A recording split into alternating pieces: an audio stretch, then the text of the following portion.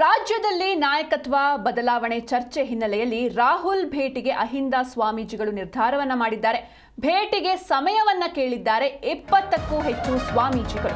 ರಾಜ್ಯದಲ್ಲಿ ನಾಯಕತ್ವ ಬದಲಾವಣೆ ಚರ್ಚೆ ನಡೀತಾ ಇದೆ. ಈ ಒಂದು ಸಂದರ್ಭದಲ್ಲಿ ರಾಹುಲ್ ಗಾಂಧಿಯವರನ್ನ ಭೇಟಿಯಾಗೋದಕ್ಕೆ ಅಹಿಂದ ಸ್ವಾಮೀಜಿಗಳು ನಿರ್ಧಾರವನ್ನ ಮಾಡಿದ್ದಾರೆ. ಭೇಟಿಗೆ ಸಮಯವನ್ನ ಕೇಳಿದ್ದಾರೆ 20ಕ್ಕೂ ಹೆಚ್ಚು ಸ್ವಾಮೀಜಿಗಳು. ಸಿದ್ದರಾಮಯ್ಯರವರನ್ನ ಸಿಎಂ ಸ್ಥಾನದಿಂದ ಕೆಳಗಿಳಿಸಿದ್ರೆ ಅಥವಾ ಬದಲಾಯಿಸಿದ್ರೆ ತೀವ್ರವಾದಂತಹ ಹೋರಾಟವನ್ನ ಮಾಡ್ತೇವೆ ಅಂತ ಹೋರಾಟದ ಎಚ್ಚರಿಕೆಯನ್ನ ಕೂಡ ನೀಡಿದ್ದಾರೆ.